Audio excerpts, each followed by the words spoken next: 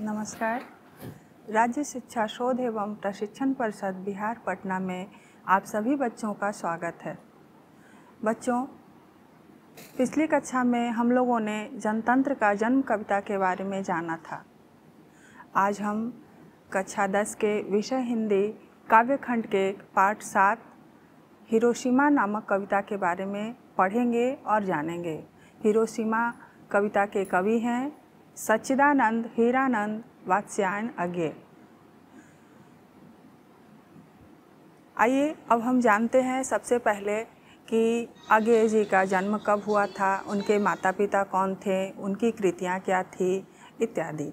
तो बच्चों, आप लोग अपने स्क्रीन पर देखेंगे सच्चिदानंद हीरानंद वात्स्यायन अज्ञेय जी का जन्म 7 मार्च 1911 ईस्वी में कसेया कुशीनगर उत्तर प्रदेश में हुआ, किंतु उनका मूल निवास स्थान करतारपुर पंजाब में था। उनका निधन 4 अप्रैल 1987 ईस्वी में हुआ।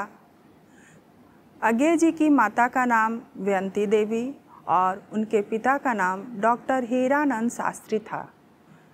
उनके पिताजी एक प्रख्यात पुरातत्ववेत्ता थे। उनकी शिक्षा अज्ञेय की प्रारंभिक शिक्षा लखनऊ में ही घर पर हुई, जहां उन्हें संस्कृत, फारसी, अंग्रेजी और बांग्ला भाषा और साहित्य की शिक्षा दी गई। अब आते हैं उनकी प्रमुख कृतियों पे। उनकी प्रमुख कृतियों में है काव्य, जिसमें है भग्नदूत, चिंता, इत्यलम, हरी घास पर क्षण भर, बाबरा अहेरी, आंगन के पार द्वार, कितनी नावों में कितनी बार, सदा नीरा आदि। उनके कहानी संग्रह हैं विपथगा, जयदोल, ये तेरे प्रतिरूप, छोड़ा हुआ रास्ता, लौटती पगडंदियाँ आदि। उनके उपन्यास हैं शेखर एक जीवनी, नदी के द्वीप और अपने अपने अजनबी। आइए अब आगे देखते हैं। उपन्यास के बाद उनके कुछ यात्रा साहित्य हैं, जैसे अरे यायावर रहेगा याद, एक बूंद सहसा उछली। उनके निबंध में हैं त्रिशंकु, आत्मनेपद, अद्यतन, भवंती, अंतरा, शाश्वती आदि। उनका एक नाटक भी है जिसका नाम है उत्तर प्रियदर्शी। उन्होंने कुछ पुस्तकों का संपादन भी किया है, जिसमें है तार सप्तक, पुष्करणी, रूपांबरा आदि। बच्चों, तार सप्तक में उन्होंने 7 कवियों की कविताओं का संकलन किया है। उन 7 कवियों की कविताओं को ही इस पुस्तक में रखा गया है और उसका संपादन उन्होंने 1943 ईस्वी में किया था।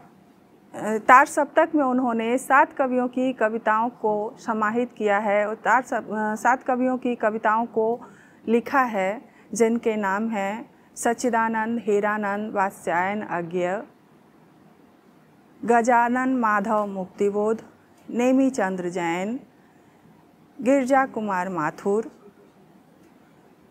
रामविलास शर्मा, प्रभाकर माचवे और भारत भूषण अग्रवाल।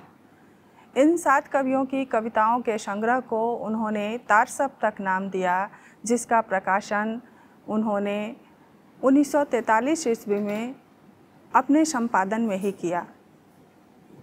बच्चों, इस तार सप्तक में प्रयोगवादिता को ज़्यादा महत्व दिया गया, क्योंकि प्रयोगवाद में व्यक्तिगत धर्मों को ज़्यादा स्थान दिया गया है, जैसे व्यक्तिगत सम्मान, व्यक्तिगत आदर्शों इत्यादि को ज़्यादा स्थान दिया गया है। इसमें समाज और राजनीति से ऊपर उठकर खुद के बारे में, निजता के बारे में सोचने और लिखने का अवसर कवियों को प्रदान किया गया है और उन्होंने इस पर बल देते हुए इसमें उसी तरह की कविताएं लिखी हैं। आइए अब हम जानते हैं इस कक्षा में जो कविता हमें पढ़ने के लिए है हिरोशिमा, उसके बारे में कुछ बातों को। कविता से परिचय हम लोग करते हैं। यह जो कविता है वो हिरोशिमा है, जिसे कवि ने उस समय लिखा था जब जापान में हिरोशिमा पर अमेरिका द्वारा बम बरसाया गया था। इन कविताओं के अलावा अज्ञे जी ने अंग्रेजी में भी कुछ कविताओं और कृतियों का लेखन और अनुवाद किया है। अज्ञे जी को कुछ पुरस्कार एवं सम्मान भी प्राप्त हुए हैं, जैसे उनके कविता संग्रह आंगन के पार द्वार के लिए वर्ष 1964 में उन्हें साहित्य अकादमी पुरस्कार एवं कितनी नावों में कितनी बार के लिए उन्हें वर्ष 1978 में ज्ञानपीठ पुरस्कार से सम्मानित किया गया है। प्रस्तुत कविता हिरोशिमा आधुनिक सभ्यता के दुर्दांत मानवीय विभीषिका का चित्रण करने वाली है। यह कविता एक अनिवार्य प्रासंगिक चेतावनी भी है। अनिवार्य प्रासंगिक चेतावनी का मतलब हुआ कि उस समय के हिसाब से या हर समय के हिसाब से सामयिक संदर्भ में ये एक चेतावनी है कि अगर हम किसी भी चीज़ का गलत उपयोग करते हैं, किसी भी सुविधा का गलत उपयोग करते हैं, तो प्रकृति इसके लिए हमें माफ़ नहीं करती है। यह कविता अतीत की भीषणतम मानवीय दुर्घटना का ही साक्ष्य नहीं है, बल्कि आणविक आयुधों की होड़ में फंसी आज की वैश्विक राजनीति से उपस्थित संकटों की आशंकाओं से भी जुड़ी हुई है। प्रस्तुत कविता हिरोशिमा अज्ञे जी के काव्य संग्रह सदा नीरा से ली गई है। तो बच्चों, आइए अब हम लोग इस काव्य का पाठ करेंगे और इसके अर्थों को भी जानेंगे, इसके निहितार्थ को भी जानेंगे। तो देखिएगा स्क्रीन पर बच्चों। एक दिन सहसा सूरज निकला, अरे नहीं क्षितिज पर, नगर के चौक धूप बरसी पर, अंतरिक्ष से नहीं फटी मिट्टी से। बच्चों, यह कविता कहती है कि जब हिरोशिमा पर बम बरसाया गया तब उस दिन धूप तो निकला, लेकिन वो धूप सूरज का नहीं था, क्षितिज से था। क्षितिज अर्थात वह स्थान जहाँ पे ज़मीन और आसमान का मिलन होता है। हमारी नज़रें जहाँ तक जाती है उसे हम क्षितिज कहते हैं। तो वो जो दिन था, उस दिन का सूरज निकला तो था, लेकिन सूरज का नहीं, सूरज का वो धूप नहीं था, वो हिरोशिमा पर बरसाए गए अणुबम का धूप था, अणुबम का प्रकाश था, जो पूरे शहर पर कहर बनकर बरसा था, जो आग बरसा रहा था। और वह निकला तो था, लेकिन पूरब से नहीं, नगर के चौक से निकला था, अर्थात शहर के बीचों बीच वो निकला था, क्योंकि वो सूरज का धूप नहीं था, अणुबम का धूप था। और उससे पृथ्वी फटी थी और पृथ्वी से जो रोशनी निकल रही थी वो छितराकर पूरे ब्रह्मांड में, पूरे पृथ्वी पर फैल रही थी और उस समय की विभीषिका को दर्शा रही थी कि किस तरह से इस अणुबम ने हिरोशिमा पर कहर बरपाया है। उसमें जो कठिन शब्द हैं वो है क्षितिज, जिसका अर्थ होता है बच्चों पृथ्वी एवं आकाश जहाँ पर मिलते हैं या मिलते हुए दिखाई देते हैं, उसे हम क्षितिज कहते हैं। आइए बच्चों, हम आगे की कविता को देखते हैं। छायाएं मानव जन की दिशाहीन, सब ओर पड़ी, वह सूरज नहीं उगा था पूरब में, वह वर्षा सहसा बीचों बीच नगर के, काल सूर्य के रथ के पहियों के ज्यों अरे टूट कर बिखर गए हों दसों दिशा में। इसमें छाया का मतलब होता है लाशें, अरे अर्थात पहिए में धुरी एवं परिधि को जोड़ने वाला भाग। तो बच्चों, आइए अब हम इसके भावार्थ को जानते हैं। वो जो छायाएं थीं वो मानव की थी और दिशाहीन थी, क्योंकि उनका कोई दिशा नहीं था। वो भाप बनकर जिधर चाह रही थी उधर उड़ रही थी, क्योंकि तब केवल वहाँ पे आग और भाप ही भाप था। नगर के बीचों बीच चौक पर वो सूरज निकला था, अर्थात बम का वो प्रकाश निकला था जो सब जगह प्रकाश बिखेर रहा था। लोग उसमें धू धू कर जल रहे थे और ऐसा लग रहा था जैसे सूर्य का रथ का पहिया टूटकर बिखर गया है, क्योंकि उसका जो प्रकाश था वो छिटक छिटक कर बिखरा हुआ जैसा पूरे ब्रह्मांड में फैल रहा था।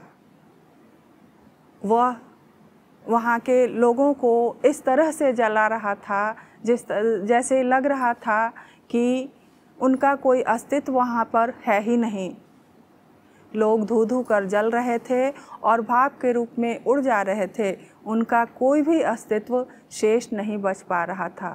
वो जो दृश्य था वो भयंकर था, बहुत ही दुखद था, बहुत ही विभीषक था।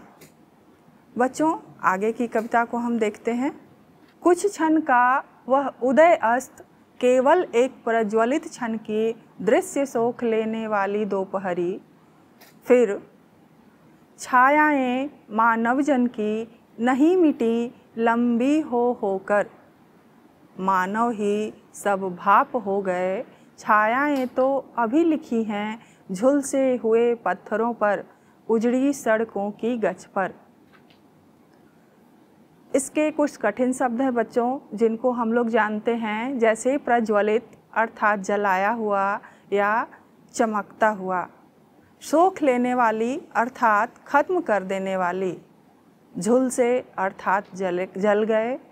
जब कोई सामान बहुत ज़्यादा जलकर उसका ऊपरी परत काला हो जाता है तब हम उसके लिए झुलसे शब्द का इस्तेमाल करते हैं कि यह वस्तु जल गई, झुलस गई है। उजड़ी अर्थात सुनसान और गच अर्थात फर्श, मिट्टी या पक्का का जो फर्श होता है उसे हम गच कहते हैं। तो आते हैं हम लोग कविता पे। कुछ क्षण का वह उदय अस्त, केवल एक प्रज्वलित क्षण की दृश्य सोख लेने वाली दोपहरी।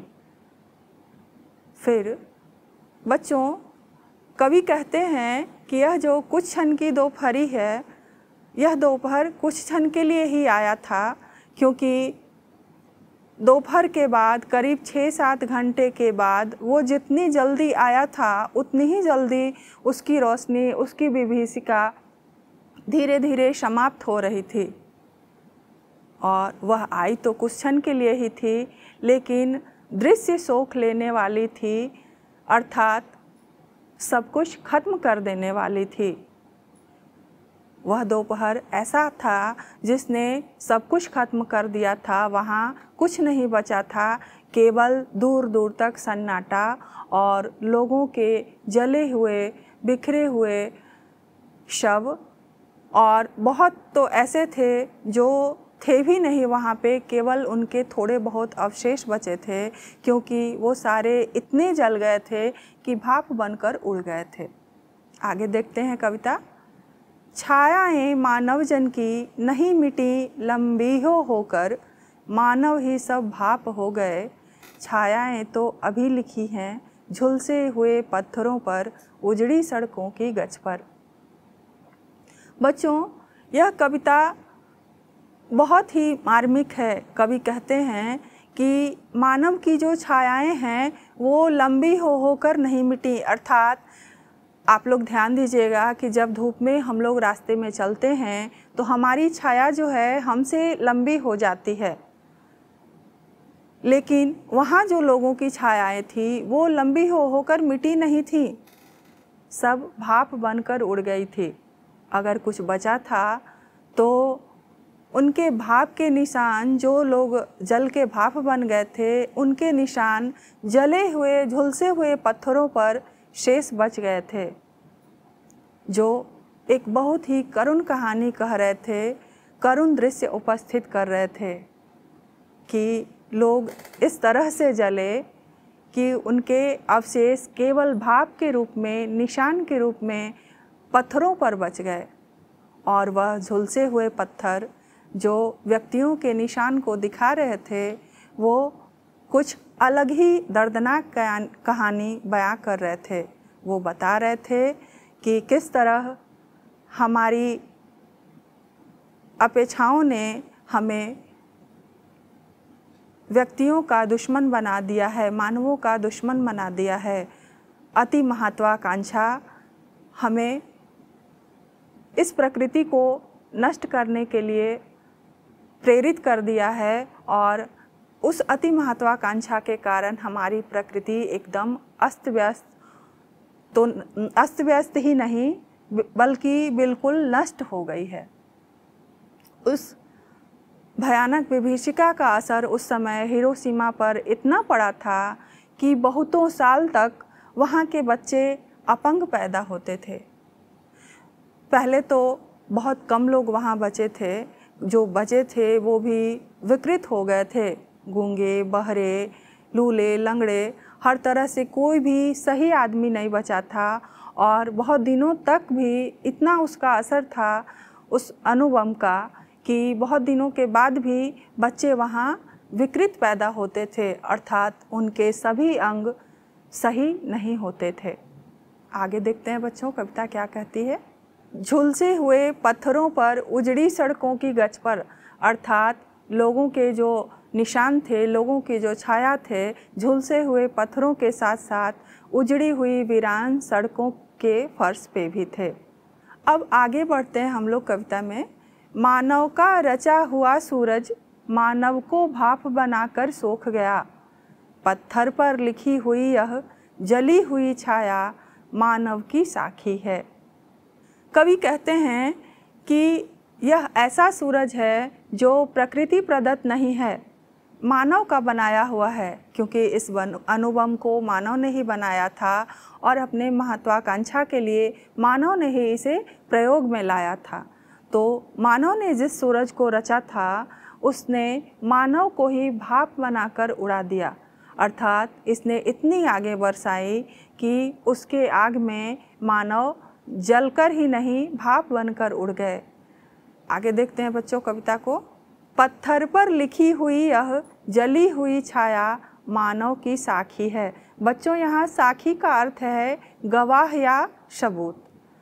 तो हम लोग देखते हैं कि पत्थर पर लिखी हुई यह जो जली हुई छाया है, अर्थात जब कवि ने देखा कि पत्थर पर उन जले हुए मानवों के केवल निशान मात्र, छाया मात्र रह गए हैं, तो उन्होंने यह महसूस किया कि यह मानवों के अत्याचार का साक्षी है, अर्थात गवाह है, सबूत है कि मानव ने किस तरह से इस प्रकृति पर अत्याचार किया है, जो मानव को केवल छाया के रूप में प्रतिबिंबित कर रहा है।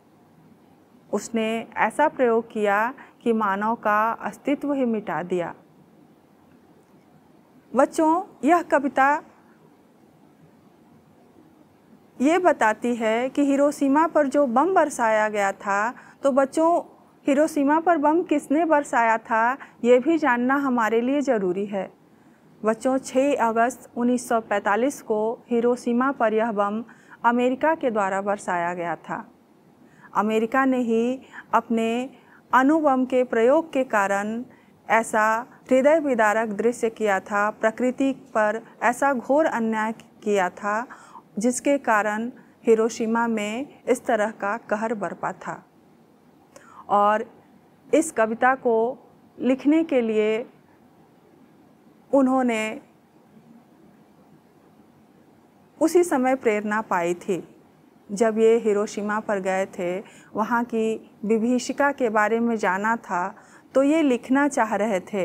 लेकिन जब इनकी नज़र उन झुलसे हुए पत्थरों पर, मानवों की छाया पर पड़ा, तो कवि इससे बहुत ही दुखी हुए, बहुत ही द्रवित हुए, उनके हृदय को बहुत ही ठेस पहुंचा और इसी हृदय विदारक दुख ने उन्हें इस कविता को लिखने के लिए प्रेरित किया कि मैं अपनी लेखनी के द्वारा लोगों को ये तो बता सकूं कि हमारे अति महत्वाकांक्षा के कारण यहाँ किस तरह हृदय विदारक घटना हुई है, जो मानव को जलाकर ही नहीं, भाप बनाकर भी उड़ा देती है और केवल छाया के रूप में उसे छोड़ती है। इस कविता को अज्ञेय जी ने हवाई जहाज़ में लिखा था। जब वो वहाँ से उस हृदय विदारक दृश्य को देखकर चले तो हवाई जहाज़ में बैठे बैठे ही उन्होंने इस कविता की रचना की थी। बच्चों, अज्ञेय जी के नाम का अर्थ क्या है? ये उस समय की बात है। इससे जुड़ी हुई, अज्ञेय जी के नाम से जुड़ी हुई एक रोचक कथा है, तथ्य है कि जब वो स्नातकोत्तर की पढ़ाई कर रहे थे सन 1930 के आसपास, तो 1930 से 1936 तक लगभग 6 साल तक उन्होंने अपना जीवन जेल में बिताया था, क्योंकि उस समय वो क्रांतिकारियों के संपर्क में आ गए थे और स्वतंत्रता आंदोलन में उन्होंने उनका साथ देना शुरू कर दिया था और यही वजह थी कि उन्हें जेल की सज़ा भोगनी पड़ी थी। और जेल में बैठे बैठे ही उन्होंने बहुत सारी सामाजिक राजनीतिक कृतियों का लेखन किया था, जिसमें उन्होंने कुछ कृति को जैनेंद्र कुमार जी को प्रकाशित करवाने के लिए दिया था। जैनेंद्र कुमार जी ने वो कृतियाँ करीब करीब 7.5 के लगभग थीं, 7 से ऊपर थी, मतलब एक कृति उनकी अधूरी थी। जैनेंद्र कुमार जी ने उन कृतियों को प्रेमचंद जी को दे दिया और प्रेमचंद जी ने उसमें से 2 विषय को प्रकाशित करने के लिए चुना। और चूँकि उस समय अज्ञेय जी जेल में थे और जेल से उनका नाम देना उचित नहीं समझा गया, इसलिए उन लोगों ने निश्चय किया कि इनकी जो रचना है वो अज्ञेय अर्थात अज्ञात नाम से छपेगी। अज्ञेय का अर्थ बच्चों अज्ञात होता है।